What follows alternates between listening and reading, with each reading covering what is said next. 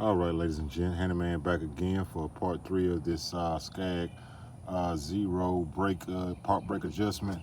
Now what I've seen here is, what I didn't notice at first, we got a topper jam nut right here that screws up there. We had to back that off to, essentially the bolt I said on the bottom is the rod that goes up, and like I said, it can come out through there. Once you screw it in or out, that's the whole shaft, that nut under there. So what you're gonna essentially do is screw this one in, and with the spring and everything, it's gonna lift up on that, and this would be, like I said, the stopping point, and also to push back down when your parking brake is not on. We put the pin back in to try to get a little adjustment out to see what's gonna go. I've got the left side over here pushed in so we can, try to turn the wheel a little bit. But we'll turn it, just like I said, hydraulic, so it's a little stiff, but we can get that. But what we're gonna do is first take the parking brake off again. I don't know if you've seen that move, but like I said, it went down.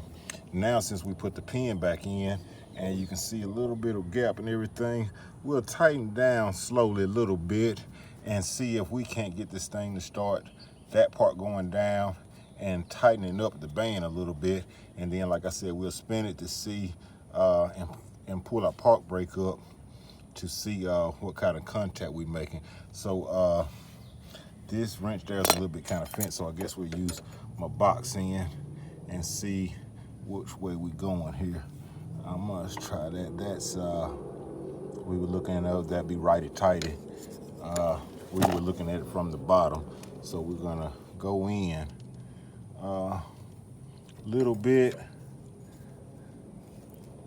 and I'm trying to think as I go to see if we should see some movement, but we'll give another turn or two and try a park brake and see if anything changes. All right, let's stop right there. That's about one, maybe whole turn or so. Let's see here. See if I can pull up and stay still. But I still didn't see any movement with that lever. Might need to see, make sure it's not locked up. I see there's an element there.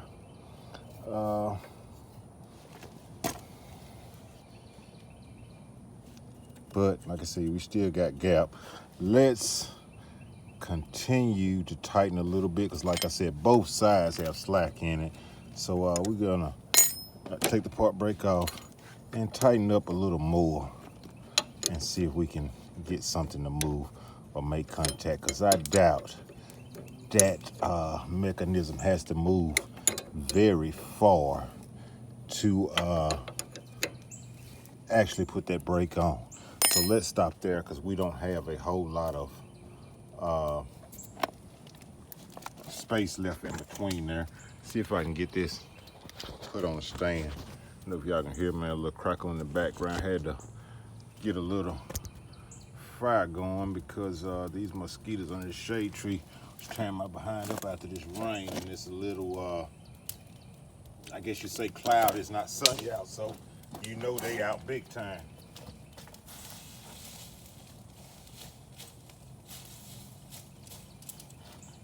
We want the smoke though. That's what we're trying to call. We got a little pine straw and leaves, but let's see. We tighten that up a little bit more. Let's see what we get now. See if that'll do anything. Still not getting any movement. Let's see here. Got my old trusty hammer. Let's see if that thing.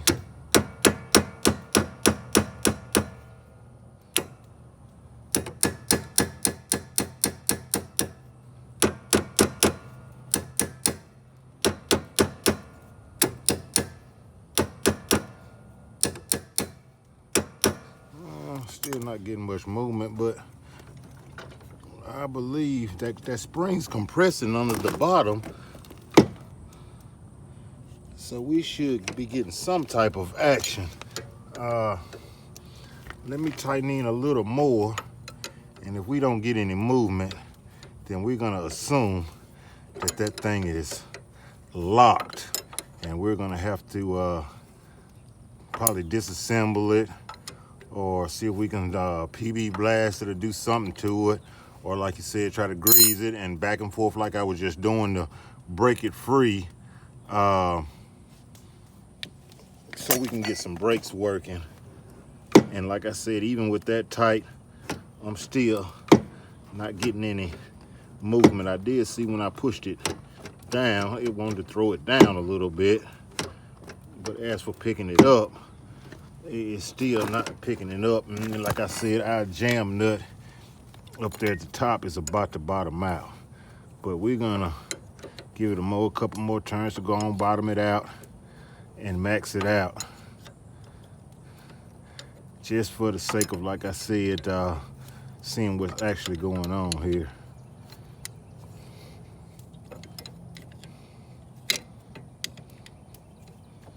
And that's bottom right there. And we still don't have any movement. So I'm gonna assume that that mechanism there is locked up inside that shaft right there, and we're gonna have to free that up. So that's pretty much all we can do at this point, because there's no way, like I said, that thing should be moving a little bit. Like I said, I see here where it's welded there, so if anything, that whole piece would come out. But like I said, we're just gonna have to shoot it full of PB blast or something like that to see if we can let it soak or whatnot, and see if we can get it freed up, because you know that's my conclusion that we're at right now. That thing's all the way bottom out. You're not gonna adjust it any more than that. So that's the only conclusion I can come to. So with that, we're gonna end here. That's where we're at now. I'm gonna start breaking this thing down. I guess take this shaft there out completely and take this brake pad back aloof and get my rubber mallet, grease that up. Cause like I said, made nothing not shoot in there. We're gonna attempt it to anyway, but like I said, take this shaft out, get my rubber mallet, and just repeat what I was doing with the other hammer a little while ago. Just, you know, down, up, and see if we can get that thing freed up that way, you know, just with a little, you know, oscillation back and forth. If not, then we're gonna have to see about this whole assembly right here coming off and doing some major repair on it. So that's what we got going on. We're gonna leave it right here for right now, and as always, we'll be back, you know, again with the latest edition. Y'all have a good evening.